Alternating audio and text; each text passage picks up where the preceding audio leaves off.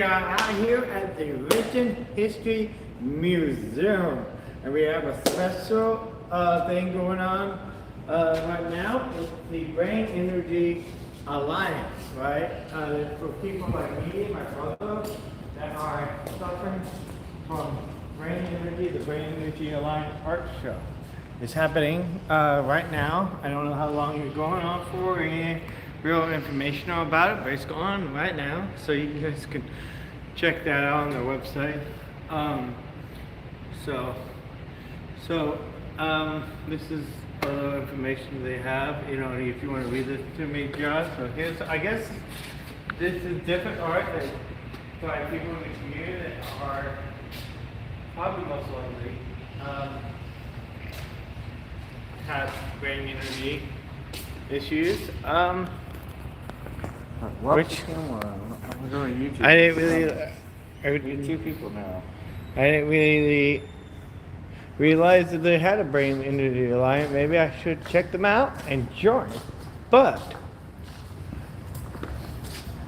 and get more information. That's one of the reasons we decided to come today.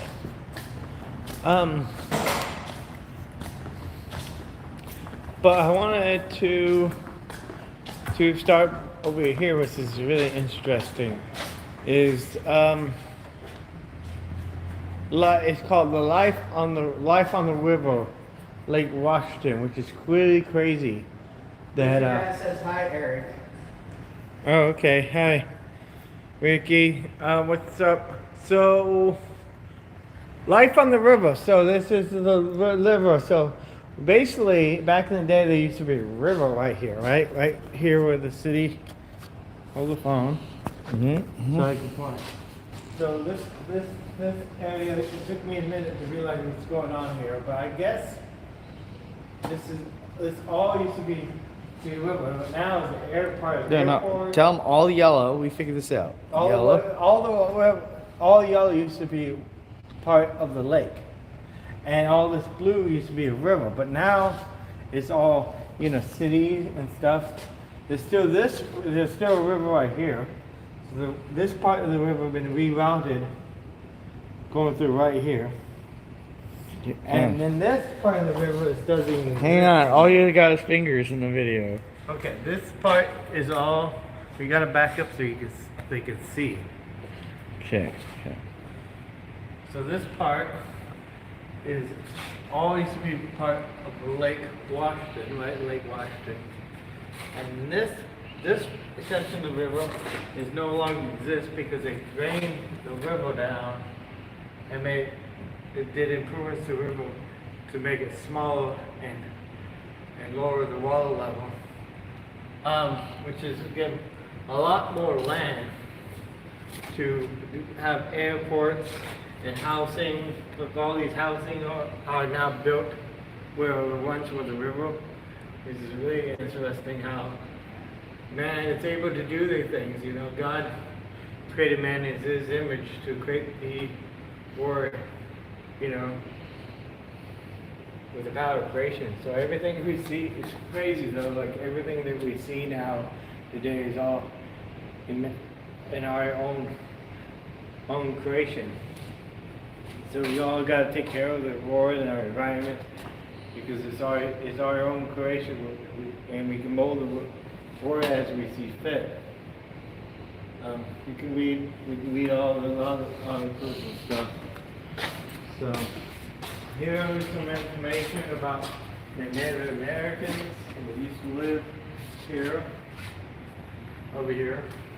Here is some information about the Native Americans that used to live here. They had some of the bows. Here's a canoe, which is something that I still see people canoeing down the river today. Which is interesting. I wonder how hard it was to make these canoes back in the day. Any of these used to carve them up from a log. I'm not sure if these were carving from a log or Yeah, something. but then over there's a leather one. Yeah. Let's go find it. Come on, let's go do canoes. Alright. Maybe, I don't know why they're different, opposite parts of the building. Made of leather. Yeah, seemed like a pretty thing.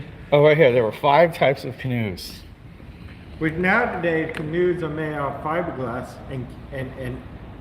and glue, which is actually kind of interesting because that's very similar to maybe they have that maybe they was made out of like tree Oh, sap look. and Now you got a leather. new comment. Glad to see you, Eric. Yeah, so I mean that's actually a pretty interesting way to because now they make out carbon fiber and resin. And I guess they maybe get some type of resin from, maybe tree resin and bamboo. I took a polystyrene once, and I made a canoe. So, I didn't shape it. It floated so good, I didn't need it. so these are really cool. They're old lanterns, right? These are coal miner lanterns. Yeah. This run is the Renton Cooperative Coal Company. They run off of acetylene. So like there's type of ore that you can put inside of these amp, and then when they get wet, they let off acetylene, and then when you light it, it gets super bright like a welding torch.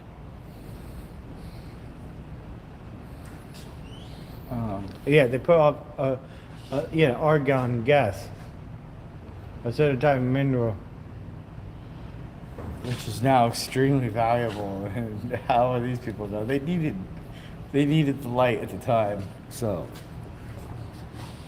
Yeah, see, even these lanterns have the argon. They put the mineral inside here, and then they get wet, and it produces the argon gas that makes the. it's Light and interesting glow. that a lot of these are so simple. But Yeah. look, this one's got a hose and a tank. I've never seen anything like that. Oh yeah. Oh, that thing is that thing is actually a old electric one.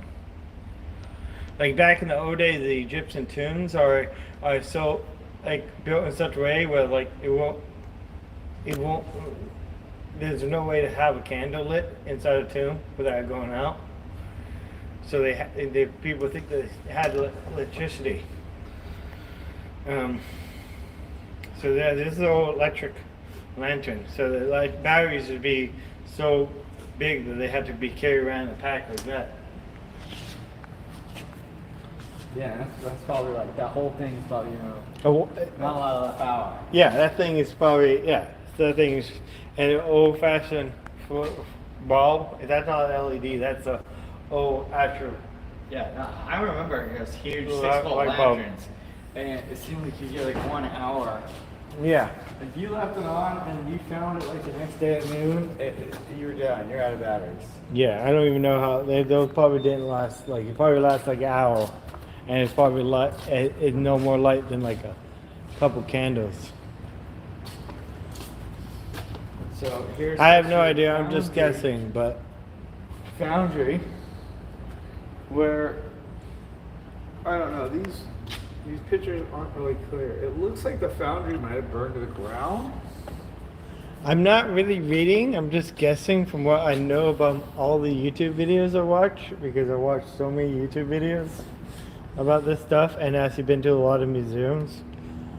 So I'm just inferring from what I learned from other museums, what I'm gathering from this. Okay, they discovered the clay covering the coal drills could be baked into high quality brick, and they organized the Renton Clay Works. So basically, it just seemed like there was something in their way, and here they are just washing away the entire hillside, which would be considered a environmental disaster. Like Yeah, but then they fit out that they could make into high quality bricks. These bricks are really heavy Clay, duty. when it's wet, it becomes a goo, and so the goo is just melting down into piles at the bottom. And then Yeah. the coal. And here's some of the old first automobiles and 1970 stuff. Renton. Get this one. Yeah, here's the old movie theater.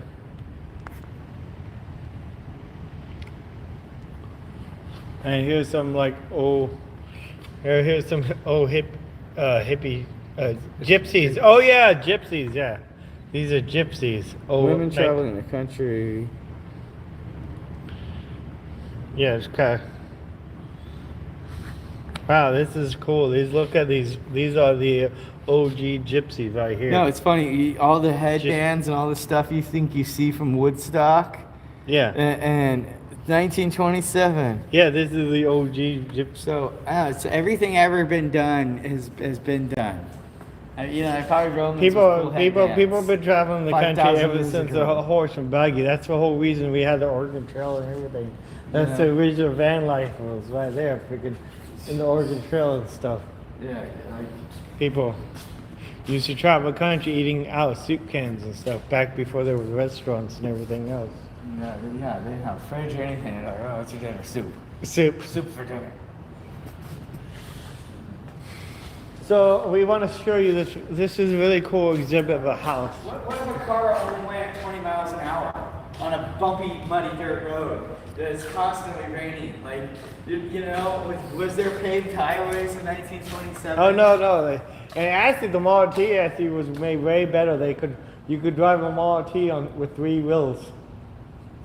I mean, look at the tires in this thing, man. Like you could drive a thing with 3 wheels. This You could thing- literally take a wheel off it. I don't think this thing goes 50 miles an hour. I'm just saying, like, if it was leaving Seattle and you're trying to go to Portland, Oregon, 300 miles might have been a week. Those cars that car would probably go 45 miles an hour.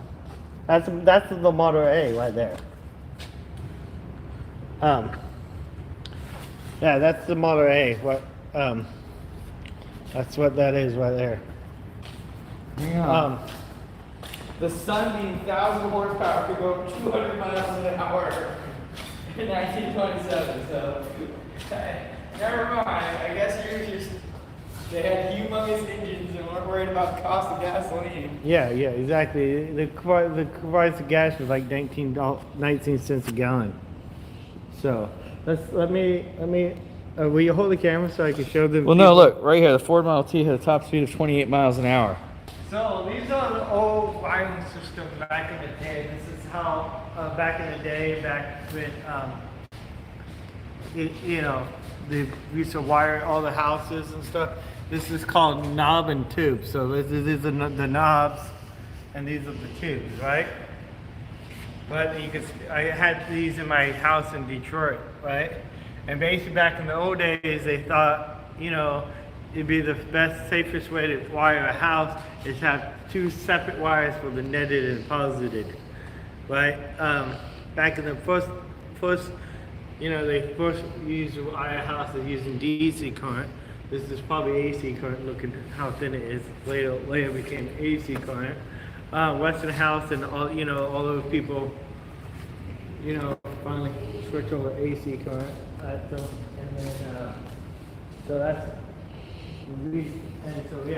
current is the always separated current, and that's why they used to do it that way.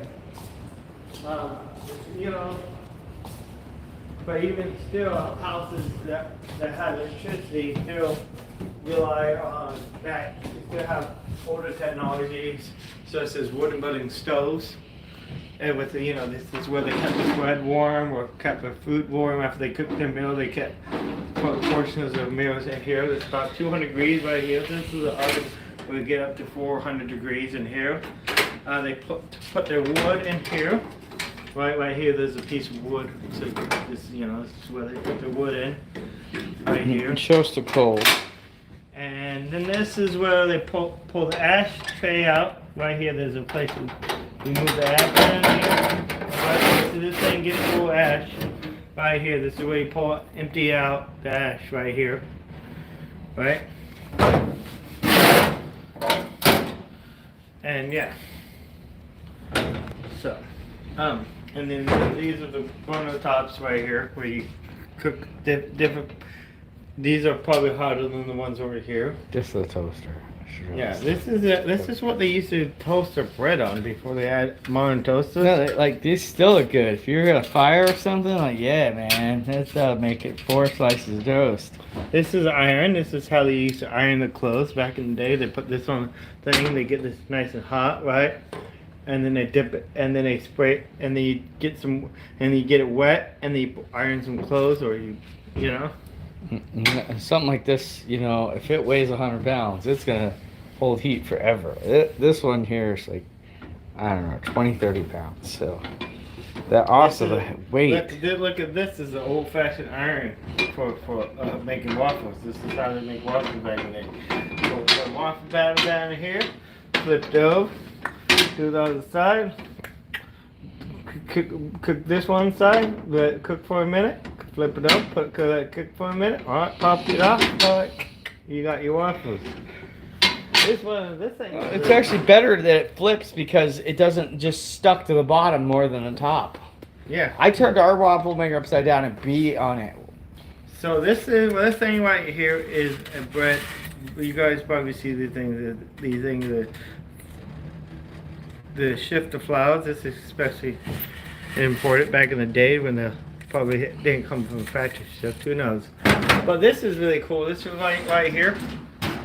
You probably fill this whole thing with flour, and then you open up this knob here, and then you can shift it right here. This and the flour dispense out. It's really cool with the little hopper dispenser thing. This is really cool.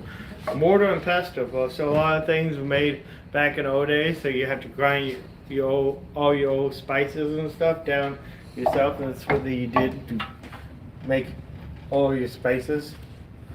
Look, this is some kind of swivel. I think it comes out over top of the bowl. Oh yeah, this is how you make coffee. Hey guys, I'm sorry you're enjoying the exhibit. Could you just make sure you don't touch anything? You can take videos, but you can't touch. Oh, okay. Thank you so much. Oh, I didn't see the signs. Okay, all right. Well, now you know. So thank you so much.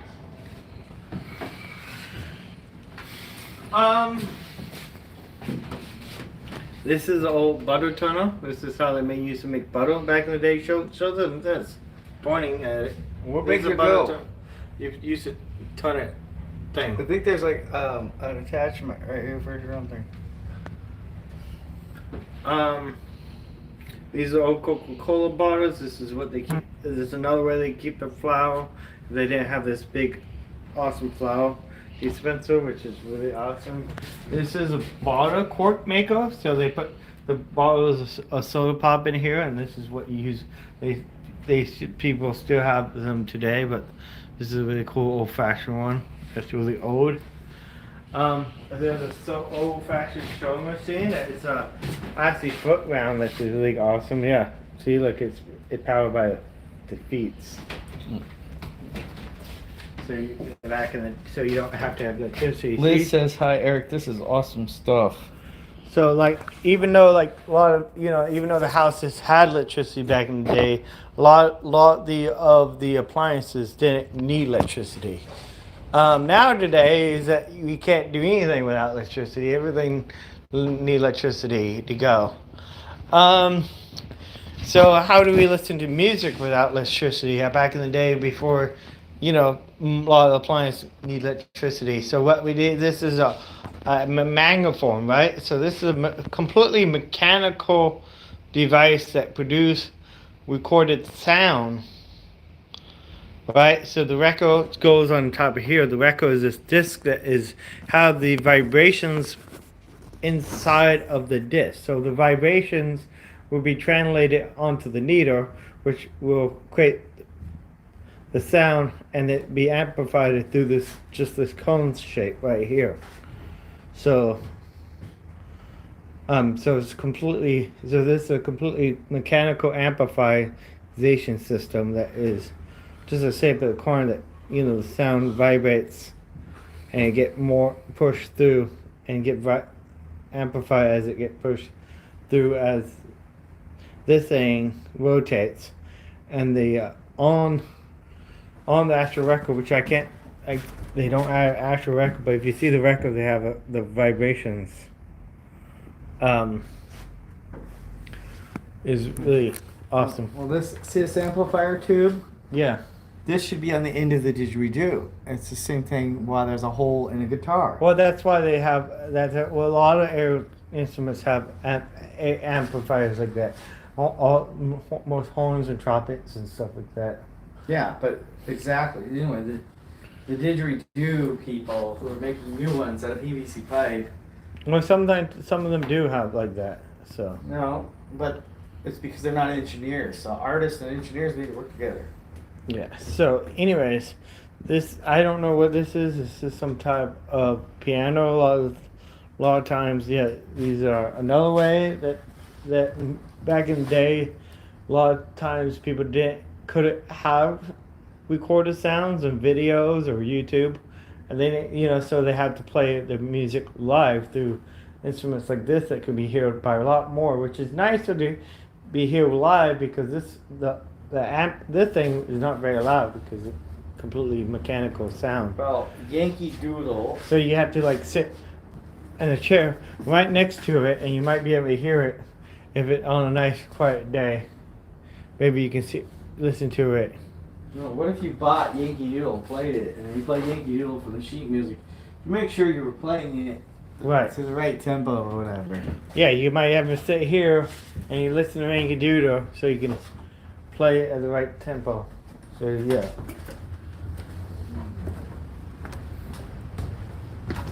This old this thing is awesome. This is a old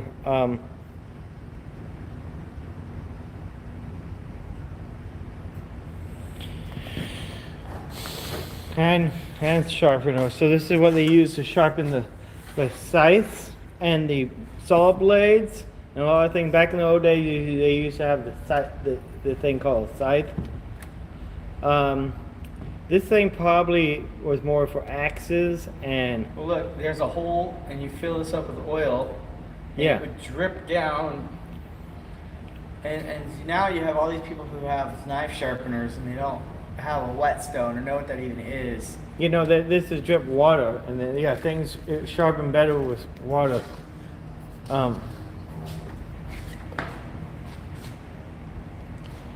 So. A lot of times we think they're more convenient. I mean, it's interesting how they used to do things back in the day before they had electricity, or because even when they had electricity, they still did. You need electricity.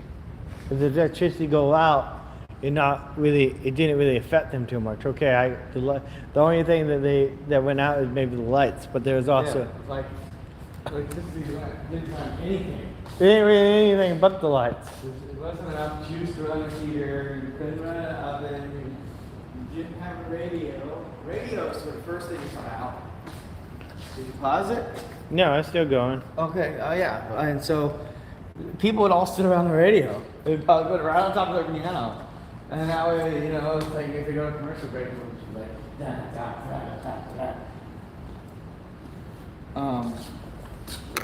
So this boat is really flat. It's like the opposite of a real steep canoe. I think it's because you see this kind of marshland here. Oh yeah. So it depends on where you're going, I suppose, what kind of tool you need.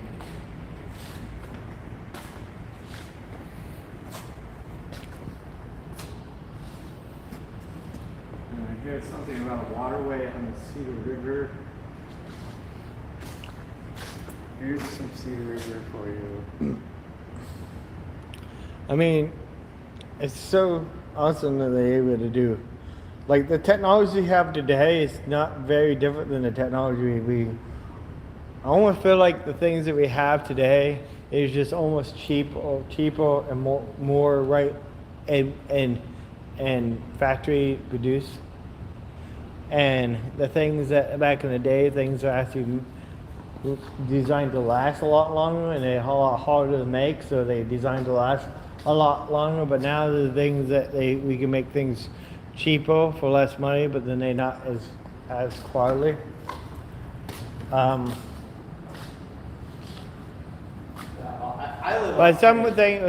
they are better in some ways because we do have better technology.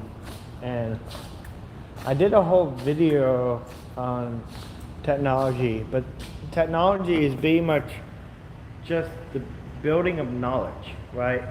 Back in the day, so that's how technology increased. That we all have technology, we all have knowledge, and we stack our knowledge on top of each other. But sometimes technology is not linear, where it doesn't just keep getting better. sometimes by trying to make things better, we somehow we get to step back, and then we have to go backwards and go back to where things is to be able to go forward again. So that's why it's really good to have museums, so we can look back on ways we used to do things, in case, in that way we can have the option of taking a step back if you need to, in order to take a step forward. Redman says that things today aren't made to last long in the good old days, but he says his MacBook Pro from 2012 is still working good. What? Things today aren't made to last long. In the old days, they were made to last. Yeah. So, so it's really interesting. So, yeah, like back in the old days, they used to have this thing called, so the planned obsolescence first started with the light bulb company. So the light bulb, they fit out better and better and better light bulbs. And eventually, they figured out how to make a light bulb that lasts forever, right? I think there was a company called the Everbulb Company, and Yeah. they went out of business. Yeah, because they realized they went out of business because they made too good of a product, right? And other light bulbs companies saw that they went out of business because all the people that bought their light bulbs never need to buy a light bulb ever again. Well, they wanted way too much money for it. And that's another thing. They went too much money for it. People didn't want to buy it, and then the people that did buy it never needed to buy it ever again. Well, no, the thing is, there's a lot of things that if everybody bought a light bulb that lasted forever, there's always new people being born and stuff like that. And so the company would stay in business. Yeah, it would, but yeah, exactly. It would have stayed with the same businesses. They probably made it cheaper, but then what happened is the people that got together that made the light bulb standards decided that by standardizing the bulbs, which is good because you want all the light bulbs to be able to screw in the same hole. You know, you don't want to buy. Back in the day, you used to buy a light bulb and you won't be able to screw. You had to go take your old light bulb back to the store and figure out what type of light bulb it is in order to get the same light bulb to fit in the same hole. I still had that problem. I had a candelabra bulb, and I had to take it to Home Depot and like this. So there was a bunch of people came together to create create a whole thing, and so yeah, and while doing that, they decided that, you know what, why don't we just not let light bulbs last forever? Why we create a standard?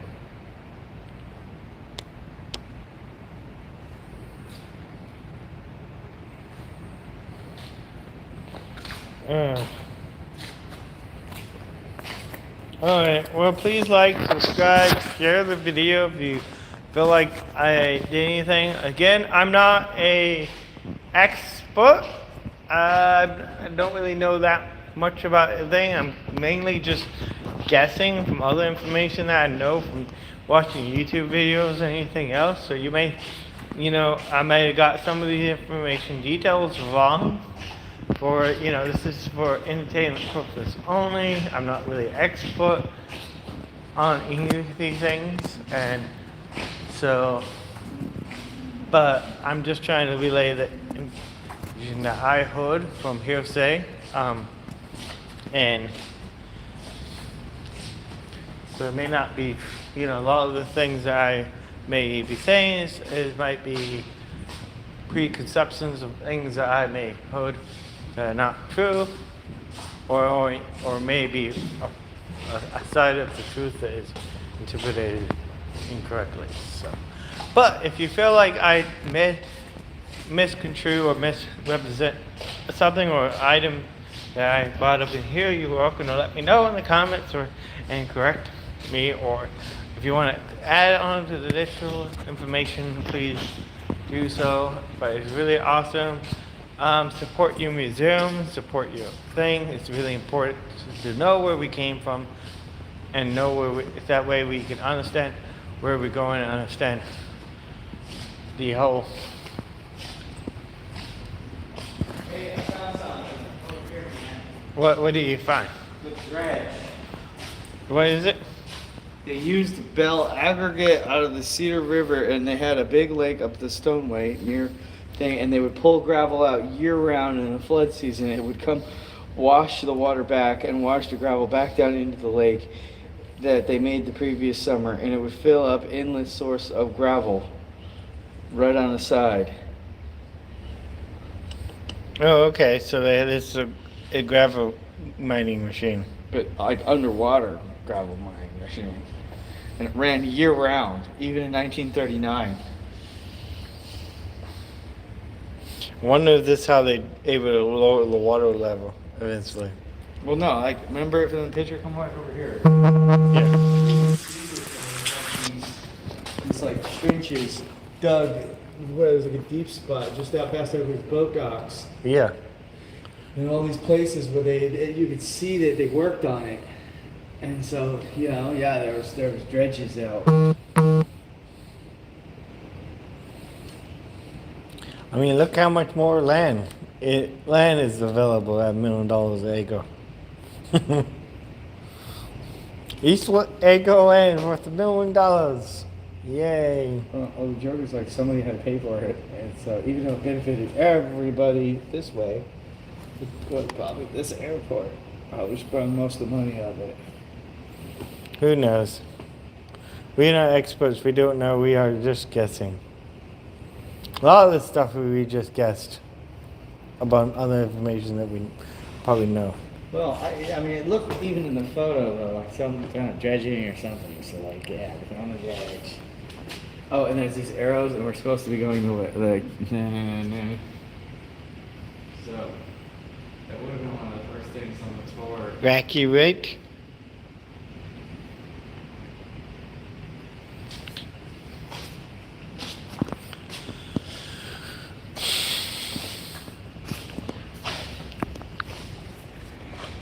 All right, well let's go.